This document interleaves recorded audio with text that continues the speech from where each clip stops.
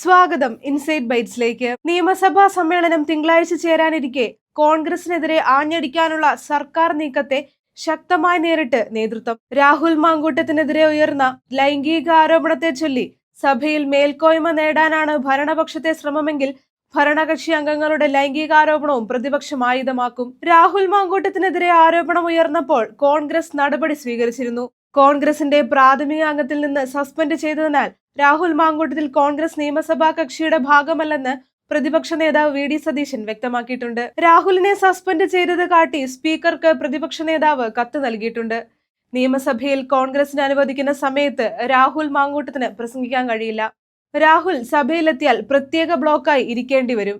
രാഹുൽ മാങ്കൂട്ടത്തിൽ നേരിടുന്ന ആരോപണത്തിന്റെ പശ്ചാത്തലത്തിൽ അദ്ദേഹം സഭയിൽ വരുന്നതിനോട് വി.ഡി. സതീശനടക്കമുള്ള നേതാക്കൾക്ക് താല്പര്യമില്ല. അടുത്ത തിരഞ്ഞെടുപ്പ് ആസന്നമായ സാഹചര്യത്തിൽ രാഹുൽ വിട്ടുനിന്നാലും കുഴപ്പമില്ല എന്ന നിലപാടാണ് നേതാക്കൾക്കുള്ളത്. ആരോപണ വിധേയന് പാർട്ടി പിന്തുണ നൽകേണ്ടെന്ന നിലപാടാണ് ചെന്നിത്തല അടക്കമുള്ള നേതാക്കൾക്ക് ഉള്ളത്.